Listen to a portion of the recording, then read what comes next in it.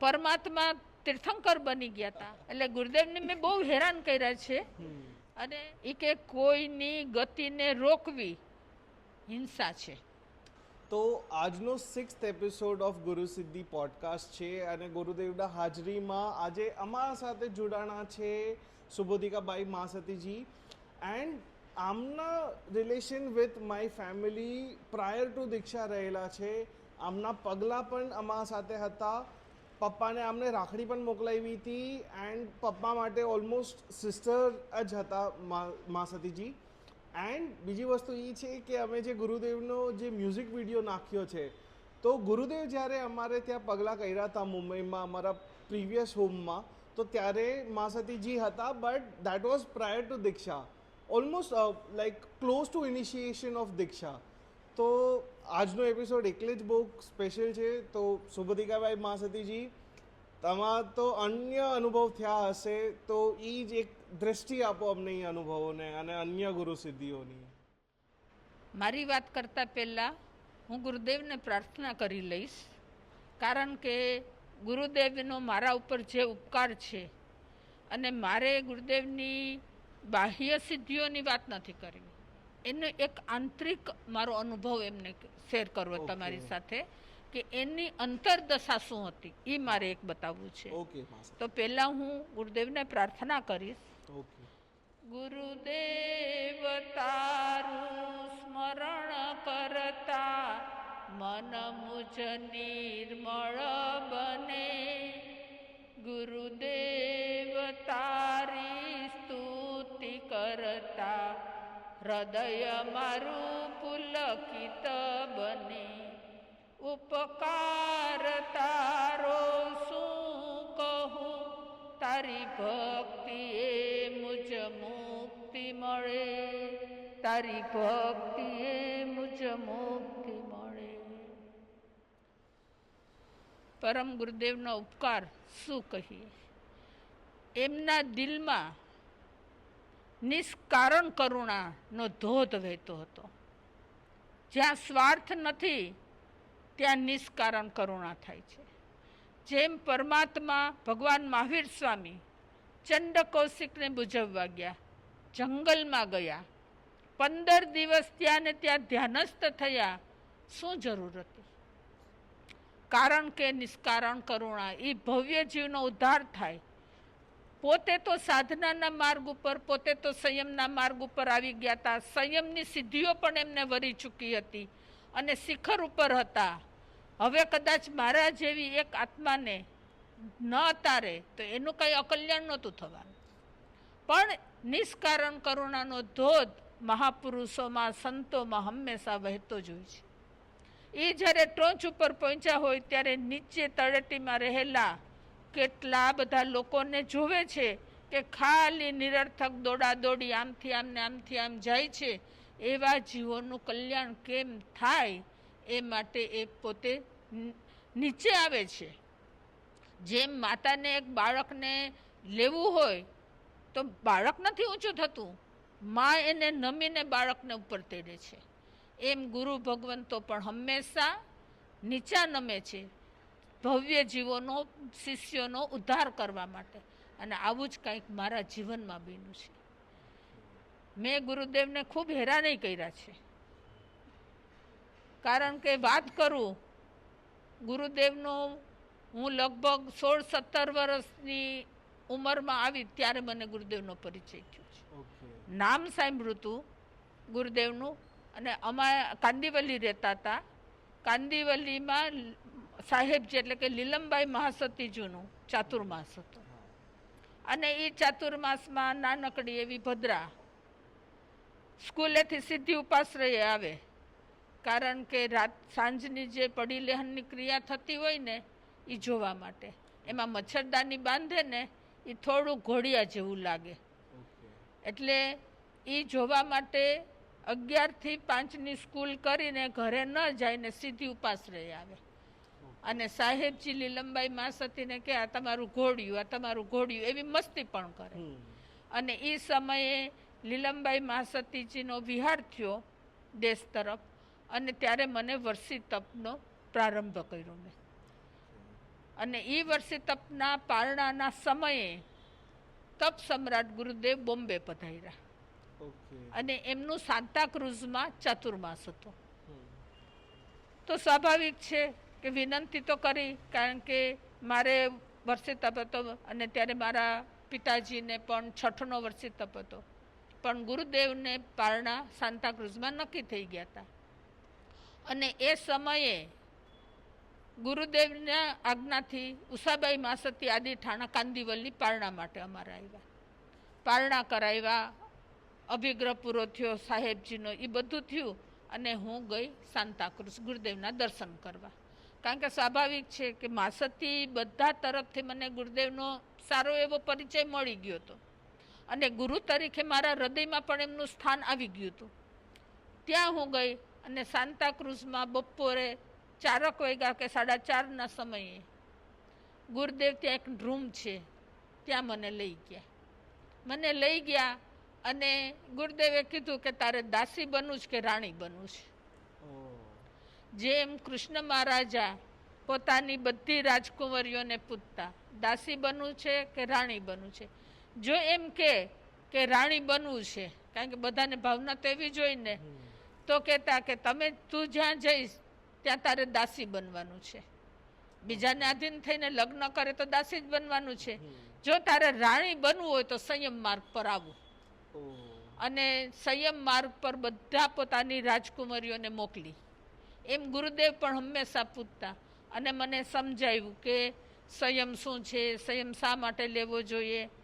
વાત તો સાંભળી લીધી, પણ હજી ડામાડોળ એમ કઈ એક વખતમાં કે હું તૈયાર થઈ જાઉં, એ તો કોઈ વ્યક્તિ ન તૈયાર થાય. ભલે બચપનથી મારા સંસ્કારમાં હતું, હું નાની હતી ત્યારે બોલતી કે દીક્ષા લેવી છે. અમારે અમરેલીમાં, ત્યારે અમે અમરેલીમાં રહેતા હતા, હું 10 વર્ષની થઈ ત્યારે અમે બોમ્બે આવ્યા. તો છબલબાઈ સ્વામીને એ અમરેલીમાં રહ્યા હતા અને એમની તબિયત સારી નહોતી. પ્રભાબાઈ સ્વામી, છબલબાઈ સ્વામી આપણા જ પ્રાણ પરિવારના. અને 7 મહિના રહ્યા પછી એમના વિહારની વાતો થતી હતી. તો હું નાની હતી ત્યારે, તો બહુ નાની હતી, લગભગ 7 વર્ષની આવીશ. તો મેં કીધું કે માસતી રોકાઈ જાઉં ને, શું કામ તમે જાઓ છો? તો કે ના, જવું પડે ને. તો કીધું આ બીમાર માસતી છે છબલબાઈ સ્વામીને, તો કે એને છોડીને અમે કેમ જઈએ, એટલે એને લઈને જવું છે. ત્યારે હું બોલી હતી કે માસતી તમે તારે વિહાર કરો, તો કે પછી આનું કોણ સંભાળશે, હું દીક્ષા લઈશ ને. એટલે એ સંસ્કાર, પણ એ સંસ્કારને ઉજાગર કરવામાં ગુરુદેવની કૃપા પડી. જો ગુરુદેવે મારો હાથ ન પકડ્યો હોત તો આજે હું તમારા બધાની જેમ સંસારમાં આમથી તેમ રગદોળાતી હોત. પૂછો ભાવનાબેનને, સંસારની લાઈફ એટલે કાંઈ જ નથી એમાં. એટલે ગુરુદેવ ઓલવેઝ કહેતા એવા જ, અને આ વસ્તુ મમ્મીને પણ કીધી હતી કે મમ્મી પહેલાં 2 પગ હતી, પછી મમ્મી જ્યારે મમ્મીના પપ્પા સાથે લગ્ન થયા તો 4 પગ થઈ ગયા. એટલે 2 પગવાળાને મનુષ્ય કહેવાય, બાયપીડલ, અને 4 પગ થાય એટલે એ જાનવર. પછી દીકરા દીકરીઓ થાય એટલે પગ વધતા જ જાય. એટલે પછી જે મનુષ્યનું આપણું રૂપ છે એનાથી આપણે જાનવર, ઇન્સેક્ટ્સ ને ઇટ ગેટ્સ વર્સ. કરોડિયા જેવા, કરોડિયાના ઝાડમાં પછી ફસાઈ જઈએ, લાઈક સ્પાઈડર. કરોડિયાની જેમ પગ વધી ગયા અને એ ઝાડમાં પોતાની ઝાડ બનાવીને એમાં જ ફસાઈ ગયો કહેવાય. બહાર નીકળવાનો ચાન્સ જ ન રહે. યસ, એ વાત સાચી. પછી મારું કોલેજનું વર્ષ પણ પૂરું થયું અને ત્યારે નક્કી કરવાનો એક સમય આવ્યો કે શું કરવું છે. તો મને જૈન ધર્મના અભ્યાસનો રસ બહુ હતો અને એ અરસામાં ગુરુદેવે બરાબર શ્રમણી વિદ્યાપીઠની સ્થાપના કરાવી હતી. શ્રમણી વિદ્યાપીઠ સાધ્વીજીઓને ભણવા માટે ઘાટકોપરમાં હિંગવાલા ઉપાશ્રયની પાછળ હિંગવાલા ઉપાશ્રય એ લોકોએ પોતાનું મકાન આપ્યું હતું.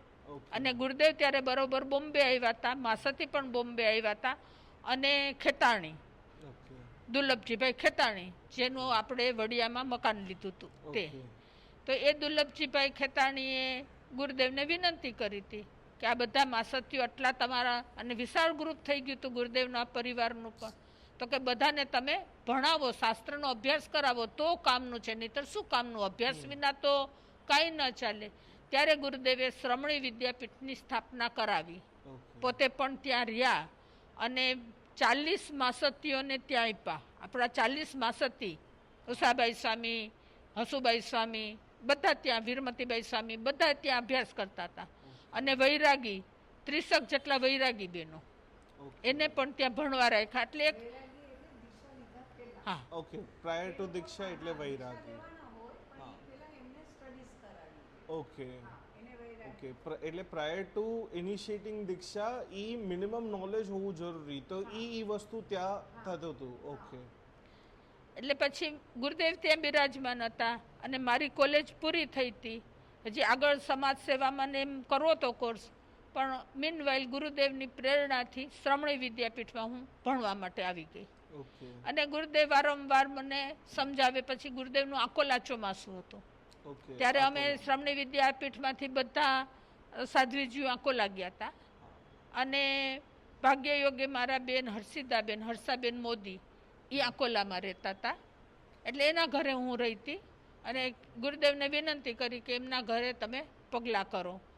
તો ગુરુદેવ આવ્યા. એટલે હું અને ગુરુદેવ અને એક ભાઈ સાથે અમે જતા હતા.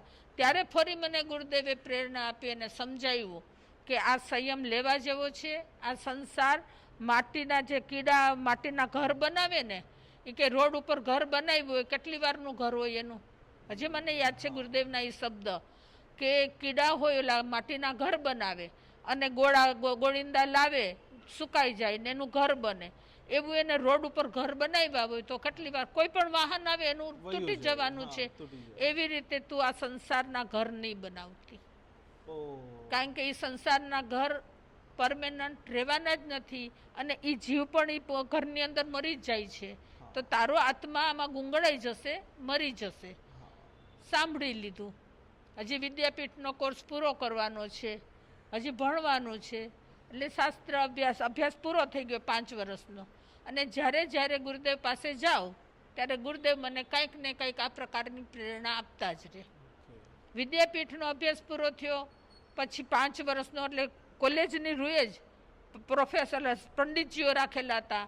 અમારું એક ગ્રુપ હોય, પહેલા વર્ષનું, બીજા વર્ષનું. તો એક પંડિતજી પાસેથી કલાકનો ક્લાસ પૂરો થાય, બીજા પાસે જવાનું. એમાં આગમ આવી જાય, સંસ્કૃત પ્રાકૃત વ્યાકરણ આવી જાય, આપણા સાહિત્યના બધા સંસ્કૃત પ્રાકૃત સાહિત્યના વિષયો આવી જાય અને તત્વજ્ઞાનના વિષયો આવી જાય. એવો અમારો કોર્સ હતો 5 વર્ષનો. ગુરુદેવે જ બનાવ્યો હતો, ખેતાણી અને બધા ભેગા મળીને. તો એ કોર્સ મારો પૂરો થયો ત્યારે ફરી પાછો પ્રશ્ન આવ્યો કે હવે શું કરવાનું છે. ત્યાં બરાબર વિદ્યાપીઠમાં ભણાવવાવાળાની જરૂર હતી. કારણ કે પંડિતજી 1-2 પંડિતજી નીકળી ગયા હતા. એટલે આ બેન એમાં જોડાઈ ગયા, ભદ્રાબેન, ભણાવવા માટે. અને મીનવાઇલ થોડોક ધ્યાનનો પણ મને રસ જાગ્યો. એટલે હું દીક્ષાનું નામ નહોતી લેતી કે મારે દીક્ષા લેવી છે, હવે મારે એમનેમ રહેવું છે અને મારે મારા ધ્યાનમાં ને એમાં જવું છે. પણ એકવાર ચોટલી હાથમાં આવી પછી ગુરુદેવ છોડે ક્યાંય. એટલે ગુરુદેવને મેં બહુ હેરાન કર્યા છે. અને ફરી ગુરુદેવ અમરાવતીને બડનેરા હતા, ત્યાં મારું દર્શન કરવાનું જવાનું થયું. ત્યાં ફરી ગુરુદેવે મને આખી એક આપણે વાર્તા આવે છે અરણિક મુનિની, એ વાર્તા મને સ્ટોરી કીધી. અને એના માતાએ એને પણ દીક્ષા લીધી હતી. અને અરણિક મુનિને એના પિતા ઇકબાલ મુનિ નાના હતા અને પિતાએ દીક્ષા લીધી હતી. હવે એ પિતા આ બાલમુનિને બધું સાચવે, એની ગોચરી લાવી દે, એને જમાડે, બધું. કારણ કે સ્વાભાવિક છે, પિતા પુત્ર ને 2 મુનિ હતા. એમાં પિતાનો કાળધર્મ થઈ ગયો. અને હવે આ અરણિક મુનિ પહેલી વાર પોતે ગોચરી માટે નીકળ્યા. કારણ કે ત્યાં સુધી તો એના પિતા મુનિ જ લાવી દેતા હતા. અને ધગધગતી ઉનાળાનો સમય, પગ ન મૂકી શકાય. હવે એ પહેલી વાર નીકળ્યા ને એનાથી ત્યાં સહન નહોતું થતું.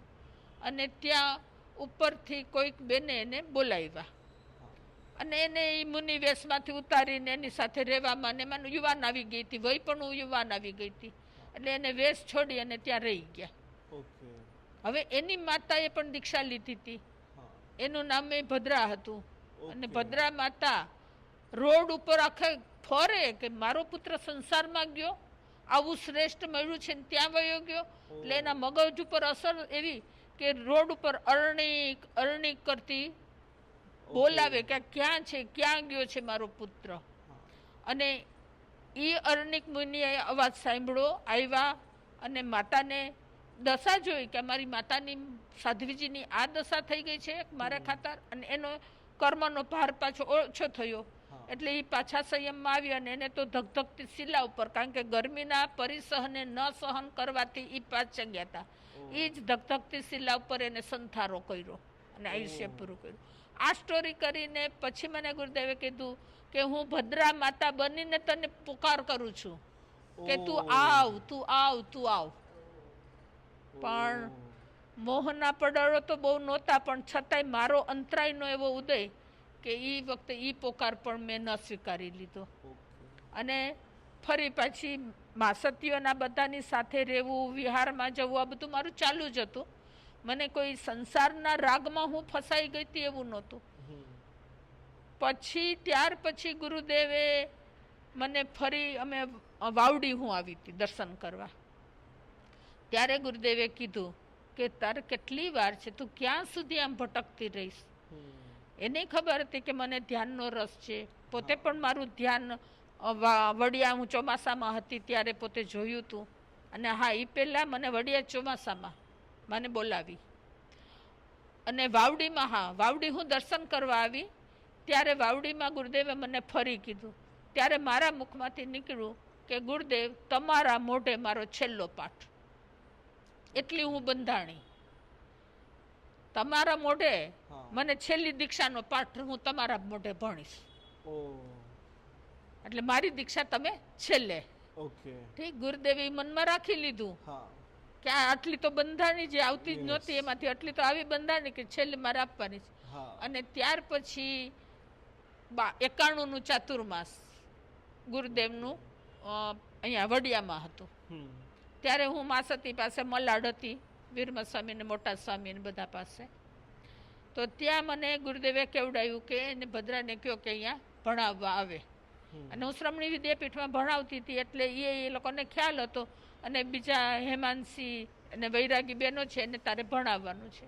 પણ પાછી મને જવાની ઉતાવળ ન હોય ક્યાંય જલ્દી. એટલે ગુરુદેવે પાછું કેવડાવ્યું કે લગ્ન પતી જાય પછી મામેરાની કિંમત ન હોય. એટલે કે હવે તું જો હું અત્યારે બોલાવું છું ને તું આવી જા તો બરાબર છે, નહીતર પછી કોઈ કિંમત નહીં રહે. મેં કીધું હવે તો જવું પડે.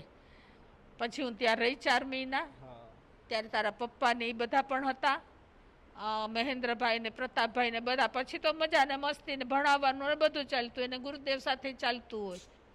અને ત્યારે મને ગુરુદેવે કીધું કે તે કીધું છે ને કે તમારા મુખે મારી છેલ્લી દીક્ષા, તો હવે હું મૌન લેવાનો છું આ ચોમાસામાંથી.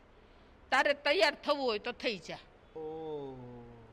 બસ પછી તો કઈ હતું જ ને કે ગુરુદેવને મેં કીધું છે એટલે મારે એ વચન ઉપર રહેવું જ ને. હવે સમય પણ પાકી ગયો હતો એટલે ગુરુદેવે મને બરાબર વડિયા 4 મહિના રાખીને બોલાવી. નહીતર હું ગુરુદેવ પાસે 2, 4, 5 દિવસથી વધારે ક્યાંય રહી નહોતી. દર્શન કરવા જાઉં 2, 4, 5 દિવસ રહી ને પાછા વયા જઈએ ઘરે. જઈએ કે શ્રમણી વિદ્યાપીઠ ચાલુ તો માસતી પાસે જાઉં, ધ્યાન કરવા જાઉં. પછી ત્યારે બધાને બોલાવ્યા ને આજ્ઞા થઈને, એ આજ્ઞા થઈને પછી ગુરુદેવ બોમ્બે આવ્યા. ત્યારે તમારા ઘરે જે તે હમણાં કીધું ને કે રાત રોકાણા હતા ને હું હતી. અને ત્યારે એ છેલ્લી રાખડીમાં એ રાખડી, કારણ કે પંકજભાઈ પહેલી ચોમાસુમાં જ્યારે હતા ત્યારે એને મને કીધું કે બેન તું રાખડી નહીં બાંધ. મેં કીધું ના, ભાઈને તો મારે રાખડી બાંધવી જોઈએ ને. ત્યારે બાંધી. અને પછી મારી આ દીક્ષાનું ઓલું થયું નક્કી, ત્યારની આવી ત્યારે મેં આ રાખડી મોકલી હતી ગુરુદેવના ફોટાવાળી. કારણ કે એ ગુરુદેવના પરમ ભક્ત. અને હું હૃદયમાં તો ગુરુદેવ હતા પણ હેરાન તો કરતી હતી જ ખૂબ. શિષ્યનો હક થાય. અને પછી આ જ્યારે અમે વડિયામાં હું દીક્ષાર્થી અવસ્થામાં, એટલે હજી દીક્ષા નક્કી નહોતી થઈ, પણ ત્યાં 4 મહિના રહીને ત્યારે સવન બતાવે. સવનની થેલીઓ આવે એટલે મને સવન બતાવે અને પાટીમાં લખી દે કે આ સવન જેની પાસે હોય એનું બહુ શુભ થાય, આ શુભ લાકડું છે. અને એમાંથી ચાર્જ કર્યું હોય, પોતાના હાથમાં ઘસીને બતાવે કે ચાર્જ કર્યું હોય. એટલે મારી આખી ઉર્જા આમાં આવી ગઈ હોય. અને કોઈ પણ વસ્તુ જેમ આરતીબાઈ સ્વામીએ કીધું કે પાના પકડા અને ઉર્જા એમાં આવી ગઈ, એમ આમાં ઉર્જા આવી જાય. એને વિઘ્ન ના આવે, એને કોઈ બાધા ના આવે. આવી હોય તો તત્કાલ નિવારણ થઈ જાય. કોઈ બીમારી ના આવે, બીમારી આવી હોય તો પણ એમાંથી પાર ઉતરી જાય એવું આ સવનનું મહત્ત્વ છે. રોજ મને પાટીમાં લખી દે અને હું વાંચી લઉં, પણ હું કાંઈ માગું નહીં. ઓકે. કારણ કે હું પણ એવી સામે હતી. મેં કીધું ના, માગું નથી. એની મેળે મને આપે સવન, રોજ આટલું વર્ણન કરે તો એને એમ નહીં થાય કે આને એક સવન આપી દઉં. તો એમ 5-7 દિવસ ચાલ્યું. ઓકે. પછી એક દિવસ એને પાર્ટીમાં લખ્યું કે પીરસા વિના તો મા પણ, માગ્યા વિના તો મા પણ ન પીરસે.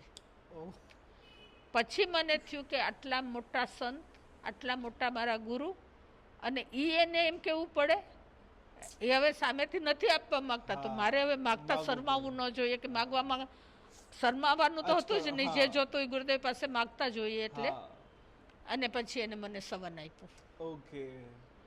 પછી બીજું એક સવન આપ્યું 97ની સાલમાં. ઓકે. 51 આંબેલ કરી હતી ત્યારે એક સવન આપ્યું. ઓકે. અને એની પહેલા અમે વેરાવળ ચાતુર્માસ જતા હતા. વીરમતીબાઈ સ્વામી પહેલી વાર વેરાવળ ચાતુર્માસ જતા હતા. ત્યાં સુધી શું વડીલોની નેસરામાં જ એને ચોમાસા કર્યા હતા. અને પછી ગુરુદેવની આજ્ઞા થઈ કે તમારે 4, એટલે અમે ત્યારે 4-5 થાણા હતા કે 5 વેરાવળ જવાનું છે. ત્યારે ગુરુદેવને કીધું કે ગુરુદેવ કૃપા રાખજો, વીરમત સ્વામી આટલા વર્ષે પહેલી વાર જાય છે. એ તો એને વીરબાળા જ કહેતા, એ તો હિંમતવાળા જ હતા. પણ અમને નાનાઓને એમ થયું એટલે કીધું તો કે તમે એમ માનો જ કે એના પર મારી કૃપા નથી, કે મારી તો સદાની કૃપા છે. અને પછી અમારી રજોરણની લાકડી, આ અમારા રજોરણમાં અંદર લાકડી હોય, અને ગુરુદેવ અમને આમાં સવનની લાકડી જ આપતા હતા હંમેશા. તો આ સવનની લાકડી પોતે કાઢી ખોલી અને અમારી 5ની લાકડીને ચાર્જ કરી દીધી. ઓકે. એ કે હું તમારી સાથે સદૈવ છું, આ મારી કૃપા તમારી સાથે સદૈવ છે, તમે ક્યાંય મૂંઝાવ નહીં. ઓકે. એટલે આ રીતે ગુરુદેવ પાસેથી ત્યારે મને પહેલી વાર સવન મળ્યું. અને ત્યાર પછી મારી દીક્ષા તો નક્કી થઈ ગઈ. અને ગુરુદેવ પણ બોમ્બે પધાર્યા. તમારા ઘરે પણ હું આવી અને બધે સાથે સાથે ગુરુદેવની હોય. એમાં મને જે ધ્યાનનો રસ હતો, પહેલાં ગુરુદેવ, હું વડિયામાં હતી ત્યારે ગુરુદેવ કહેતા કે ધ્યાન બ્યાન કંઈ ન કરવાનું હોય, કે માળા કર, જપ કર. પછી એકવાર હું ગુરુદેવને ગુરુદેવ પાસે તો ઘણા બધા લોકો બેઠા હોય ને, તો એ સમય પછી અમે અંદર રૂમમાં, જે ગોચરી રૂમ હતી ત્યાં જઈને હું મારી ધ્યાનમાં બેસી ગઈ. અને ગુરુદેવને સવન કાઢવું હોય કે રુદ્રાક્ષના પારા કાઢવા હોય ત્યારે ગુરુદેવ પોતે જાતે અંદર આવતા. અને એક પટારો હતો, એ પટારામાં બધું રાખતા. ભાવનાબેનને યાદ હશે બધું જ, વડિયામાં. એટલે એ રૂમમાં એ કાઢવા આવ્યા, કારણ કે ગોચરીના ટાઈમને તો વાર હતો, નહીંતર તો હું ત્યાં બેસું નહીં. અને ગુરુદેવ જ્યાં ગોચરી કરવાનું સ્થાન હતું ને ત્યાં જ હું ધ્યાનમાં બેસી ગઈ હતી. પછી ગુરુદેવ ત્યાં થોડીક વાર ઊભા રહ્યા. મને તો ખબર નહોતી, હું તો દિવાલ તરફ મોઢું રાખીને બેઠી હતી. અને ત્યાં હેમાંસી, એટલે હિનાબેન વેરાવળવાળા, જે અત્યારે હેમાંસીબાઈ માસતી છે. હા, અમારી 4ની દીક્ષા થઈ ને, એમાં હેમાંસીબાઈની પણ દીક્ષા થઈ, શીલાબાઈ અને નમ્રતાબાઈ, અમારી 4ની દીક્ષા થઈ. તો એ અંદર બેઠા હતા. પછી જોઈએ જ રહે કે ગુરુદેવ ઊભા રહ્યા અને તમને ક્યાંય સુધી જોતા રહ્યા, એટલે ચેકિંગ કરતા હોય કે જે કરતા હોય. પછી ગુરુદેવે કીધું કે ના, બરાબર છે. એટલે કે હું જે ધ્યાન કરું છું એ બરાબર છે, એવી મને ગુરુદેવ તરફથી એક મોર આવી ગઈ. નહીં મારા મનમાં આપણને એમ થાય કે બરાબર કરતા હશું, નહીં કરતા હશું, શું હશે. અને ત્યાર પછી અહીંયા આવ્યા ત્યારે મેં કીધું હવે મારી દીક્ષા થઈ જશે, પછી હું ધ્યાનની શિબિરમાં ન જઈ શકીએ, કારણ કે ભાઈ વિહાર કરીને બધે ફરવાનું હોય. હવે એ સ્થાન ઉપર આપણે કેવી રીતે જઈ 10 દિવસ ધ્યાન કરવા માટે? તો મેં ગુરુદેવને કીધું કે ગુરુદેવ, હું શિબિર કરું છેલ્લી, પછી તો મારાથી નહીં જવાય. તો ગુરુદેવે સહસ્ર હા પાડી દીધી, સહસા, કે ના તું તારે કરી આવ, જા 10 દિવસ. અને એ દિવસ કરીને આવી પછી મારે અમેરિકા જવાનું હતું, કારણ કે મારા ભાઈ અમેરિકા હતા. તો એને એમ ઈચ્છા હતી કે એકવાર પાછી અમેરિકા આવી જાય. એમ તો પહેલાં હું 2-3 વાર જઈ આવી હતી. તો ગુરુદેવ કહે હા તમ તારે ભલે આવે, કે મને કંઈ વાંધો નથી. ત્યારે તારા પપ્પા રાતનું 11-12 વાગ્યાનું પ્લેન હતું ને 6 વાગ્યા સુધી હું ઘાટકોપર ગુરુદેવ પાસે હતી. પછી મેં કીધું હવે હું પહોંચીશ કેવી રીતે? ઘરે જાઉં કાંદીવલી અને ત્યાંથી પછી એરપોર્ટ જવાનું. ત્યારે તારા પપ્પાએ કીધું કે ચિંતા નહીં કરો, હું તમને સ્કૂટર પર લઈ જાઉં છું. ઓકે. અને સ્કૂટર પર મને કાંદીવલી લાવ્યા અને કાંદીવલી પોતે રોકાણા અને પછી પાછા મને એરપોર્ટ પર મૂકવા આવ્યા. ઓકે. અને દીક્ષા વખતે મારા ભાઈ નહીં તો બધા કોઈ નહોતા, પપ્પા નહોતા, હું ને મારા મમ્મી અમે બે જ હતા. તો બધે તારા પપ્પાએ ભાઈ તરીકે બધી ફરજ બજાવી, બધું ધ્યાન રાખ્યું છે. અને અમારે છેલ્લે ઘર છોડીને પછી વડિયા અમારી દીક્ષા થઈ, એટલે વડિયા જવાનું હતું ત્યારે પણ મને મૂકવા આવ્યા સ્ટેશને. અને એક મારે જગદીશ મુનિ મહારાજ સાહેબના દર્શન રહી ગયા હતા, કારણ કે બધાને શું દીક્ષા પહેલાં આપણા બધા જે પ્રાણ પરિવારના સંતો હોય ત્યાં બધે આપણે દર્શન કરી આવીએ. અને એ બોમ્બેમાં પ્રોપર બોમ્બેમાં હતા ક્યાંય, તો એ નહોતા થયા. તો અમે પ્લેટફોર્મ પર બધાને મૂકી અને તારા પપ્પા કે હાલો હું તમને એ દર્શન કરાવી દઉં કે એક બાકી ન રહેવું જોઈએ. તો ટ્રેનમાં બધા એ લોકો ગોઠવે ને સામાન ને બધું કરે, ત્યાં મને જગદીશ મુનિ મહારાજ સાહેબના દર્શન કરાવીને પાછી ટ્રેનના ટાઈમે પહોંચાડી દીધી. એટલે અને આ મારે તો વાત કરી છે કે બધી આ બધું થયું કોના કારણે? ગુરુદેવની કૃપા. અને ગુરુદેવે અંતે મને 4 જૂનના દીક્ષાનો પાઠ ભણાવ્યો. કારણ કે પછી ચોમાસું બેસે અને ચોમાસામાં જ્ઞાન પાંચમ, લાભ પાંચમ થઈને આજીવન મૌન લઈ લીધું. એટલે જે મેં કીધું હતું કે છેલ્લી મારી દીક્ષા તમારા મુખે, એ એમને પરિપૂર્ણ કરી. એટલે એને યાદ રાખ્યું. પરબ બાવડીમાં મેં કીધું હતું, એ એના માઇન્ડમાં. અને પછી મને વડિયા બોલાવી અને વડિયા 4 મહિના રાખીને દીક્ષા માટે તૈયાર કરી દીધી. એટલે ઘણીવાર મને અફસોસ પણ થાય કે મેં ગુરુદેવને ખૂબ હેરાન પણ કર્યા છે, પણ એટલું પણ છે કે એમના દિલમાં પણ મારું સ્થાન હશે, મારા દિલમાં તો હોય જ. એટલે એને મને ક્યાંય આ સંસારમાં રજળવા ન દીધી, આવો એનો ઉપકાર છે. તો નિષ્કારણ કરુણા, એ તો સાધનાના અને સિદ્ધિના માર્ગ ઉપર હતા. હું કદાચ આવું કે ન આવું એમને શું ફરક પડત? પરમાત્મા તીર્થંકર બની ગયા હતા, એને શું ને એની સાધના હતી, એને તીર્થંકર બનવાના જ હતા, ખબર હતી. એક ચંદ્રકૌશિકને ઉગારવા ન ગયા હોત તો એનું કાંઈ નુકસાન નહોતું. નુકસાન ચંદ્રકૌશિકનું હતું, નુકસાન મારું હતું. જો મને ન ઉગારી હોત તો મારું શું થાત? તો આ સંસારમાં હું ક્યાં ભટકતી હોત? તો આ ગુરુદેવનો ઉપકાર છે. અને ગુરુદેવે પછી પાથીએ અમને તેલ પણ રેડ્યું છે, અભ્યાસ પણ કરાવ્યો. શ્રમણી વિદ્યાપીઠમાં તો કરાવ્યો. પછી વાંચણીનું જે હમણાં કીધું કે વાંચણી અમારી ચાલતી. અને વડિયામાં અમારું સામૂહિક બીજું ચોમાસું હતું 93ની સાલમાં. 92ની સાલમાં પહેલું હતું ત્યારે ગુરુદેવે મૌન લીધું.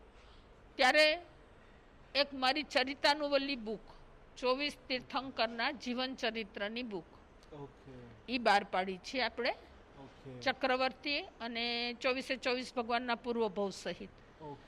તો એ કામ મેં ગુરુદેવની કૃપાએ ત્યાં સરદારનગર પહેલા ચોમાસામાં 92ની સાલમાં કર્યું.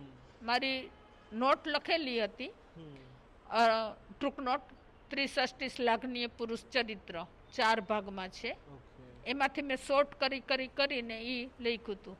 અને મારી દીક્ષા પછી મારા બહેનોની લોકોના હાથમાં મારી નોટ આવી, કારણ કે હું તો બધું મૂકીને નીકળી ગઈ. તો એને થયું કે આવી સરસ લખાણ છે તો તમે એમ કે આપણે બુક પ્રકાશિત કરીએ. ગુરુદેવને વાત કરી, ગુરુદેવે આશીષ આપ્યા કે કરો. ત્યારે હું રાત્રે 12ની લાઇટ આવે નીચે, કારણ કે આખો દિવસ તો એટલી ધમાલો આવે, એટલી જગ્યામાં અમે 70, 73, 75 માસતી હતા. અને એમાં ભાગવતાબાઈ સ્વામીનો સંથારો, એટલે નીચેનો આખો હોલ એમાં હતો. એટલે નીચે અડધે દાદરે એક રૂમ હતી, ત્યાં ટેબલ જેવું મૂકેલું હતું અને 12ની લાઇટ, ત્યાં હું રાત્રે પછી જાગી અને મારું એ લખાણ કરું. અને એ રોયલ પાર્ક ઉપાશ્રયનું જ્યારે ઉદ્ઘાટન થયું ત્યારે મારે વર્ષી તપનું પારણું હતું અને આ બુક તૈયાર થઈ ગઈ હતી. તો એનું વિમોચન ગુરુદેવે પોતાના હાથે કર્યું છે.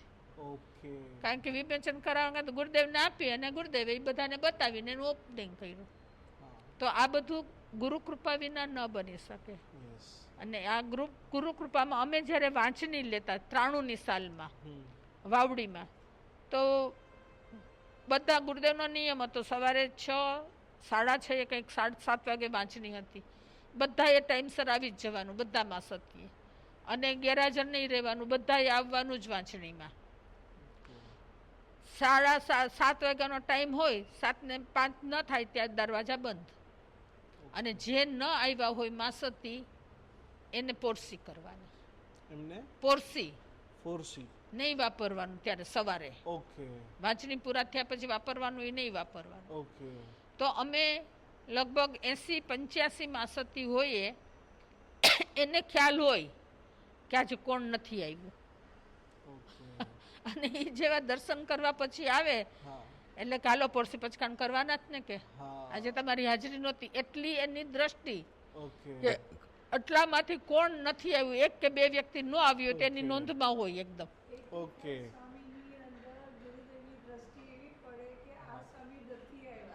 ઓકે તો બધાના વેર અબાઉટ્સનું ધ્યાનમાં એટલે 85 સ્વામીનું કોટકોટ આવ્યું જ કોટકોટ ઈ હા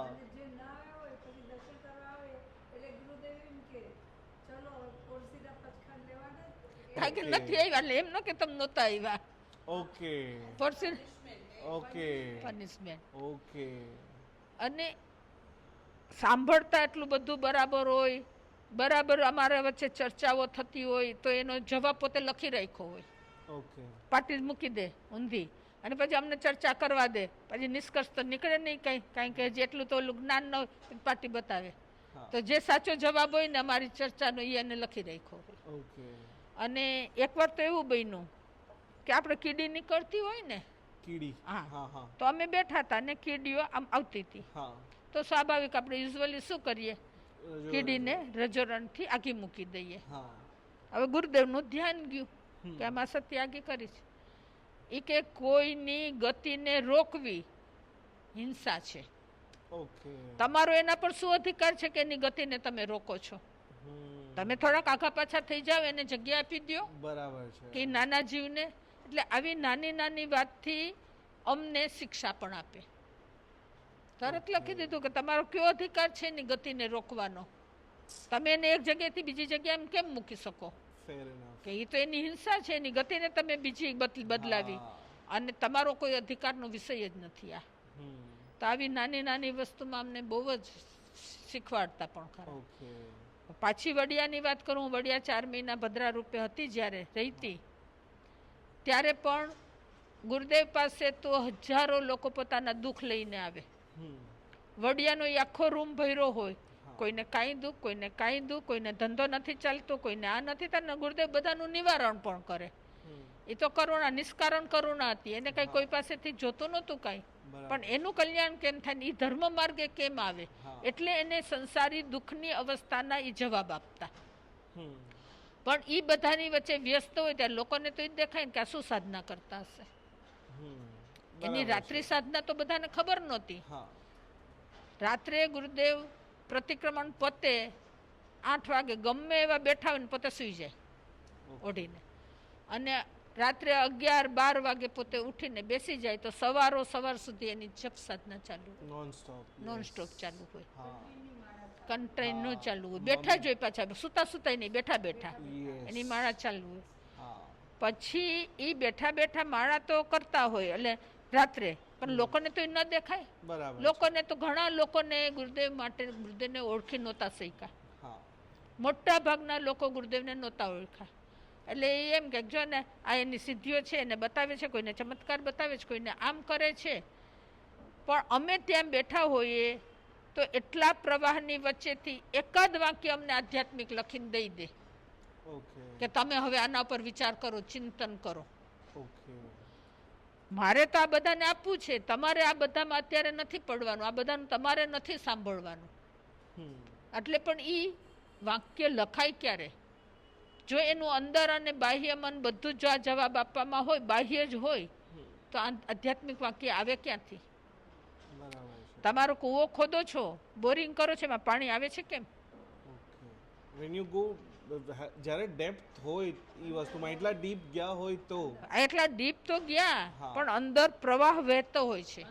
નદી હોય જ તો નદી ઉપર વહે છે, અને અંતર પ્રવાહ, જલ પ્રવાહ જમીનમાં અંદર વહેતા જ હોય છે. એમ એના અંતરમાં અધ્યાત્મ હતું, અને એ અધ્યાત્મનો પ્રવાહ જ્યારે આવી હોય ને વસ્તુ, ત્યારે એક વાર બહાર આવી જાય, ક્ષણિક આવી જાય, અને અમને વાક્ય આપી દે. અને અમારે એના પર વિચાર કરવાનો, ચિંતન કરવાનો. ક્યારેક એમ કે આના પર તમે લખો, નિબંધ લખીને આપો. બરાબર છે. તો એનું અંતરંગ અલગ હતું, બહિરંગ લોક કરુણામાં હતું, લોક કલ્યાણમાં હતું, અને એનું અંતરંગ એના પોતાના અધ્યાત્મમાં, પોતાના આત્મામાં જ હતું. ઓકે. અને એવો અનુભવ અમને અનુભવસિદ્ધ છે, અમારો અનુભવ છે. તો આવા આ ગુરુદેવ. ઓકે. અને એના પ્રસંગો તો જેટલા લઈએ એટલા છે. હવે અમે વાત કરીએ કે મુકુંદભાઈની વાડીમાં અમને 4 જણને ચાન્સ મળ્યો તો સેવામાં જવાનો. એ પહેલાંય મને ગુરુદેવની સાથે આંબેલની ઓળી કરવાનો ચાન્સ મળ્યો હતો. પછી વડિયાનું જે ચાતુર્માસ હતું એ પહેલાં પણ હું ને સુમનભાઈ સ્વામી અમે એમની સેવામાં હતા ગુરુદેવની. તો એવી રીતે અમને મુકુંદભાઈની વાડીમાં પણ ચાન્સ મળ્યો. હમણાં કીધું ને આરતીબાઈ સ્વામી, વીરમતીબાઈ સ્વામી, સ્મિતાબાઈ સ્વામી, હું અને આરતીબાઈ સ્વામી, અમે 4 હતા. હવે એ 4માં અમને તો શું છે કે થોડુંક ડર પણ લાગે. એ વાડીમાં ટાઈગર રહેતો હતો. વાડીમાં જ એનો નિવાસ સ્થાન હતો. અને સવારે અમે જોઈએ આંબાવાડી એટલે કેવી સઘન આંબાવાડી કે એની ઉપર જે લાઇટ હતી ને એ બસ એ અટલાકમાં જ પ્રકાશ દેખાય, પછી પાછું એકદમ ગાઢ અંધકાર. હવે એ ટાઈગર એમાં નીકળે એટલે સવારે અમને પગલાં દેખાય ક્યાંયથી નીકળો એટલે અમે તો રાત્રે બહાર નીકળીએ જ નહીં.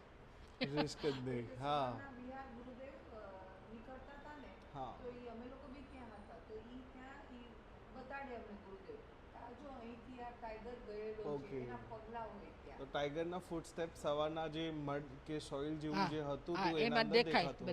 અને એ ટાઈગર ગુરુદેવના દર્શન કરવા જાય. બરાબર છે. ઉપર ગુરુદેવે શું છે કે જ્યારે અમે ત્યાં પહોંચ્યા ને ત્યારે ઉપર એક એમના ભાઈ બાપાનું મંદિર છે, મુકુંદભાઈના ભાઈ જે ઓફ થઈ ગયા છે દેવ, એનું મંદિર છે. અને રૂમ નીચે અડધે પગથિયા, અમે સાવ નીચે હતા, ત્યાંથી અમે થોડાક પગથિયા ચડીએ ને પછી એક રૂમ હતી ત્યાં પહેલી વાર ગુરુદેવ 1 મહિનો ગયા ત્યારે ત્યાં રહ્યા હતા. પછી ગુરુદેવે મુકુંદભાઈને કહી દીધી, ત્યાં પહોંચ્યા તો ઉપર રૂમ નહોતી અને પહેલાં કીધું હતું કે ભાઈ બાપાની બાજુમાં મારે રહેવું છે. તો અમે ગયા ત્યારે ત્યાં રૂમ નહોતી એટલે ઓલી એક રૂમમાં, નાની રૂમમાં ત્યાં ઉતાર્યા ગુરુદેવને, અડધે દાદરે જે હતી. ગુરુદેવ કે હું અહીંયા રવ જ નહીં, હું તો આ પાછો વયો જાઉં છું અહીંથી. એટલે મુકુંદભાઈને બિચારા કે ગુરુદેવ આવ્યા છો, હું હમણાં તમને અઠવાડિયામાં ઉપર રૂમ કરી દઉં, 5 દીમાં ઉપર રૂમ કરી દઉં. તો કે ના, હવે રહેવું જ નથી. કે ઉપર કેમ નથી રૂમ બનાવી? કે મારે તો ઉપર જ રહેવું હતું. કે પછી લોકો સૂઈ ગયા રીતસર મુકુંદભાઈને કે અમારા સરલાબેન હતા એમના વાઈફ, એ કે અમારા ઉપરથી પગ મૂકીને જવું હોય તો ગુરુદેવ જાઓ, હું તમને 5 દિવસમાં ઉપર રૂમ તૈયાર કરી દઉં છું. અને હકીકતમાં 5 દિવસ મેં એને રૂમ ઉપર કરી દીધી. અને પછી ઉપર ગયા, પછી ખુશ હતા. પછી દરવાજા બંધ કરવાની તો કઈ વાત હોય નહીં. જો મુકુંદભાઈ બેઠા હોય ને છેલ્લે બંધ કરીને આવે તો બંધ કરીને આવે અટકાવીને, નહીં તો ખુલ્લું હોય તો એ દીપડો ત્યાં જાય, ગુરુદેવની સામે બેસે. પછી સવારે અમે જઈએ એટલે કાંઈ દીપડો આવ્યો તો અહીંયા બેઠો તો કે ગુરુદેવ તમે શું કરો? તો કે એમાં શું કે એ જીવત છે ને આપણા જેવો, એ કે આમ લાકડી જરાક આમ કરવું તો જવું હોય તો વયો જાય, ને તો બેઠો હોય, પોતે તો બેઠા જ હોય માળા કરતા. એટલે એ, અને પછી ઘાટકોપરમાં જુગલ કિશોરભાઈ હતા, અનન્ય ભક્ત. એ 2-4 ભાઈઓ આવ્યા હતા. તો એ ગુરુદેવના એકદમ અત્યંત નિકટના, એટલે ગુરુદેવ એને ત્યાં ઉપર આજ્ઞા, ભલે કે સૂતા, એને રાત રહેવું હતું. તો કે રાત થઈને તો બારણું અટકાવેલું હતું. એ લોકો તો ડરે, એને ખબર હતી કે રાત્રે દીપડો આવે છે, એટલે એ લોકોએ સ્ટોપર લગાવી. પણ એટલે પહેલાંના બારણા આવે ને તો કે અડધી રાત થઈને ત્યાં બહારથી આમ આમ થવાનો અવાજ આવ્યો કે, અને કે તળમાંથી જોઈને તો દીપડો હલાવતો તો અંદર આવવા માટે. કે પછી અમે તો કઈ ખોયલું નહીં કે. એટલે આવા ગુરુદેવ તો પોતે સાહસિક હતા, ગમે એ આવીને એને તો બધા પ્રાણીઓ સાથે મૈત્રી હતી. એટલે એ પ્રાણીઓ પણ એની પાસે શાંત થઈ જાય. પછી અમે નીચે હતા અને આખું ઉપર જવાનું હોય, ગુરુદેવ પાસે જઈએ ત્યાં એટલું ચડીને જઈએ. તો એકવાર છે ને સવારમાં આજુબાજુ બધા ખેતર ને વાડીઓ જ હતી. તો સિંહને બૂમો પડવા માંડી, સિંહ અને સિંહણ આવ્યા હતા. એટલે આજુબાજુ વાળા બધા એકબીજાને ચેતવવા માંડે ને, એલર્ટ થઈ જાય. એટલે બૂમા બૂમ થવા માંડે. અમે સાંભળી, કીધું હાલો ને આપણે જઈએ, સિંહને જોઈએ તો ખરા. એટલે અમે ગયા. એટલે પેલા ગુરુદેવની રૂમમાં કીધું, ગુરુદેવ સિંહણ આવ્યા છે, એમ લોકો બૂમો પાડે છે. જરાક પાળી પાસે જઈએ ને તો બાજુના ખેતર દેખાય બધા. ગુરુદેવ મારે નથી આવું. ગુરુદેવ ઊભા થઈને આવે કે તમારે જવું હોય તો જાઓ. એટલે કીધું હાલો ને આપણે જોઈ આવીએ. એટલે કંઈ પછી ગુરુદેવ મોઢા સામે ન જોયું કે એક્સપ્રેશન શું છે કે કાંઈ. બધા ગયા પણ એ તો ન દેખાણું. પછી પાછા આવ્યા ને એટલે ગુરુદેવે કીધું એ કે આવા તિર્યન છે ના બહુ તો કેટલા કર્યા છે, આપણે આવા સિંહ ને સિંહણ થઈ આવ્યા છીએ, એમાં શું જોવાનું હતું કે. એટલે પેલા ન રોઈકા, પેલા કે એકવાર એનું કુતૂહલ પૂરું થવા દ્યો અને પછી રોઈકા. તો આવી રીતે આખી જૈન ધર્મના સિદ્ધાંતો શું છે એ રમૂજ સાથે અમને શીખવાડી દે. હવે તો સમજાઈ ગયું કે આવા ભવ તો આપણે કર્યા છે. આ બધા દ્રશ્ય જોવામાં શું છે? આ ફરવા જાય બધા અમેરિકા ને અહીંયા ને ત્યાં ને બધે શું જોવાનું છે? એ દરેક જગ્યાએ આપણે જન્મ થઈ ચૂક્યા છે. એક પણ જગ્યા એવી બાકી નથી આખા લોકમાં કે જ્યાં આપણે જન્મ ને મરણ ન કર્યા હોય. અને બધા જે ભવ લઈ લીધા છે, આ વનસ્પતિમાં કેટલી વાર આપણે જીવી આવ્યા છીએ, તો ત્યાં વર્ષોના વર્ષો સુધી ઉભા રહ્યા છે. હવે એ જોવા શું જવાનું? આ પર્વતમાં પૃથ્વીકાય રૂપે કેટલી વાર જન્મ લઈ ચૂક્યા છીએ, તો એ પહાડ જોવા શું જવાનું? એટલે આખી આ હિત શિક્ષા આ માધ્યમથી અમને આપી દીધી. આપણો ત્યાં સુધી વિચાર ન પહોંચતો હોય ત્યાં એને વિચાર પહોંચાડી દીધો કે આ રીતનું ચિંતન કરો, કે આ બધે જોવા ફરવા ઉપડો, આ બધા કરવો શું જરૂર છે? આ બધાની તમારા આત્મામાં જ બધું અંદર પડ્યું છે, બહાર શું જોવાનું છે? અને અરે એ પણ અમને વિચાર આપી દીધો કે આ જે જોવા જશો કુદરતી દ્રશ્ય, આ પહાડ બહુ સરસ, આ નદી બહુ સરસ, આ કેવી વહે છે, આ ઝરણા તો જો કેવા ધોધ પડે છે. નાયગ્રા ફોલ્સ પણ જોઈ આવ્યા છે, નથી ગયા એવું નથી. અમેરિકા ગયા ત્યારે એ જોવા ગયા હતા બધી, પણ ત્યારે આ દ્રષ્ટિ ગુરુદેવે આપી એ કે તમે જ્યાં જશો, જ્યાં પ્રીતિ ત્યાં ઉત્પત્તિ. તમને બહુ સરસ લાગે છે આ, ત્યાં તમે એ જોજો કે જ્યાં સરસ લાગ્યું છે અને એ સમયે જો આયુષ્યનો બંધ પડશે તો તમારે એ નદીમાં ને એ પર્વતમાં ઉત્પન્ન થવું પડશે. પ્રીતિ છે, બહુ સરસ, બહુ સરસ. આ પહાડ, આ હિમાલય, આ સાપુતારા, શું કુદરતી સૌંદર્ય જોઈએ છે. પણ કુદરતી સૌંદર્ય છે તો આખર જીવો છે. પૃથ્વી, પાણી, અગ્નિ, વાયુ ને વનસ્પતિ આ જીવો છે. અને એમાં પ્રીતિ થઈ આપણને એ દ્રશ્ય ઉપર, અને એ સમયે જો આયુષ્યનો બંધ પડ્યો તો ત્યાં ઉત્પત્તિ થવાની છે. ઘરમાં બહુ પ્રીતિ હોય તો 1.5 કરોડ રૂપે ત્યાં ઉત્પન્ન થવું પડે છે. તો આ બધું તત્વજ્ઞાન ગુરુદેવે અમને આવા નાના નાના વાક્યથી પીરસી દીધું કે હવે તમે એના પર ચિંતન કરો ને એમાંથી બહાર નીકળો. તો આ ગુરુનો ઉપકાર કઈ ઓછો છે? અને આજ બેનિફિટ સાનિધ્યમાં રહેવાનો મળ્યો છે. એક ગુરુના પ્રેઝન્સમાં રહીએ ને તો ઈ ટીચિંગ્સ ડિફરન્ટ હોય, અને ખાલી શિબિર પૂરતું તમે ઈ જે જ્ઞાન વીણો એમાં બહુ ડિફરન્સ હોય છે. જ્યારે તમે કોઈ મહાન વ્યક્તિના જસ્ટ પ્રેઝન્સ અને ખાલી તમે જ્યારે ઓબ્ઝર્વ કરો ત્યારે એ ઓબ્ઝર્વેશન્સથી પણ તમે નોટ એક્સપ્રેસલી પણ એમ્પ્લાઇડલી પણ તમે ઘણું જ્ઞાન અને નોલેજ ખેંચી શકો છો. અને આ ગુરુદેવની બહુ જ સારી વાત કહેવાય કે એમના ફિઝિકલ પ્રેઝન્સમાં લાઈવ એક્ઝામ્પલ્સ, લાઈવ ડેમોન્સ્ટ્રેશન સાથે એક એવી શીખ આપી જેના પર આપણે સોચ વિમર્શ કરવા જેવું છે. અને એમના શબ્દમાં શબ્દ બોલે એમાં તાકાત હોય, એમના શબ્દથી શક્તિપાત થાય, એમની દ્રષ્ટિથી શક્તિપાત થાય, એના સ્પર્શથી શક્તિપાત થાય. તો આ રીતે એને અમને તૈયાર કરવા માટે પોતે પોતાની શક્તિઓને ખૂબ અમારા પ્રતિ વહાવી છે. અને એ જ એમનો ઉપકાર છે. જો એ ન મળ્યા હોત તો અમારી સ્થિતિ શું હોત? એવા ગુરુદેવના જેટલું જેટલું યાદ આવતું જાય એટલું એટલું આપણે કહેતા જઈએ, અને ઓછું પડે છે, શબ્દ ઓછા પડે છે એમનું વર્ણન કરવા માટે. એવા ગુરુદેવને લાખો લાખો પ્રણામ. અને ગુરુદેવ હજી પણ પરોક્ષ રૂપે કૃપા વરસાવતા રહેજો. વરસાવતા રહે છે, અનુભવો થાય છે. હવે એ કોઈક અવસરે વાત ખૂબ અનુભવો થાય છે એમના ગયા પછી પણ એમની પ્રેઝન્સ, અને કેવી કેવી મુશ્કેલીમાંથી અમને બહાર, વિહારમાં મુશ્કેલીઓ હોય એમાંથી બહાર કેવી રીતે એ અને તપસ્વી ગુરુદેવ જેતપુરવાળા, બે ગુરુદેવ અમને ઇન ટાઈમ સમયે હાજર હોય, અમને બચાવી લે. અમારા હિમાલયના પણ અનુભવો છે, વિહારના પણ અનુભવો છે કે આમ એવી કટોકટીનો સમય હોય ત્યારે એ આવ્યા હોય ને અમને બચાવી લીધા હોય.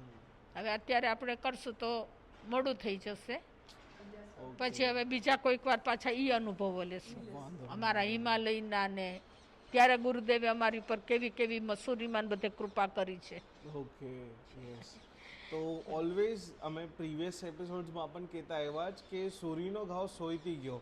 તો આઈ બિલીવ સ્વામીજીને એવા અન્ય અનુભવો થયા હશે અને આજના જે અનુભવ શેર કર્યા છે એનાથી અમને ઘણું બધું શીખવા મળ્યું જ. અને સ્વામી થેન્ક યુ સો મચ તમારા સમય માટે. સ્વામી તમે જે ખાલી એક વસ્તુ જે કીધી કે અમુક જે જગ્યાઓ તમે ઓબ્ઝર્વ કરી જેમ કે નાયગરા ફોલ્સ, તો એ વસ્તુ પ્રત્યે આપણને એક આકર્ષણતા ફીલ થાય. તો એ વિષયનો જે તમે એ શબ્દ વાપર્યો એ એક્ઝેક્ટલી શું હતો? એટલે લાઈક વસ્તુઓનો જે મોહ હોય કે જગ્યાઓનો જે મોહ હોય એ શું હતું? નહીં, એટલે એક સૌંદર્ય પ્રત્યે આપણે આકર્ષિત થઈએ છીએ. હા આ પાણી કેટલું, ત્યારે મને એ દ્રષ્ટિ નહોતી. હા મને ગુરુદેવે આ દ્રષ્ટિ પછી આપ્યો. અમે જ્યારે વિસાવદર બાડીમાં હતા ત્યારે તો કેટલો સરસ નાયગ્રા ફોલ્સ, આ હા કેટલું પાણી ઉપરથી પડે છે. બરાબર. પાણી એકદમ એની નજીક લઈ જાય, પછી ફોલ્સ પડતો હોય ત્યાં નીચે એ ગુફા કરીને લઈ જાય છે જોવા. ત્યાં બધે જાય ત્યારે આપણે એકદમ આશ્ચર્ય સાથે એકદમ આનંદ આવતો હોય. હવે એ પાણી એટલું જોરથી પડતું હોય, આમ 1 સેકન્ડના ગેલન પાણી વહેતું હોય એટલા તીવ્ર વેગથી એટલું ઉપરથી પડતું હોય તો જોઈને આનંદ આવે. આનંદ આવે એ ગમે એટલે આપણે જોયા જ કરીએ. તો ત્યાં પ્રીતિ થઈ. એક તો એ જીવોને એટલું દુઃખ થાય છે. બરાબર છે. એ ઉપરથી પડે એટલે એ જીવોને કેટલો બધો ત્રાસ થતો હોય અને એમાં આપણે આનંદ લઈએ છીએ. કોકના દુઃખમાં આપણે આનંદિત થઈએ છીએ. એનું કદાચ મૃત્યુ પણ એ જીવોનું થતું, એનું તો એમાં જ જન્મ ને એમાં જ મરણ થયા કરે છે.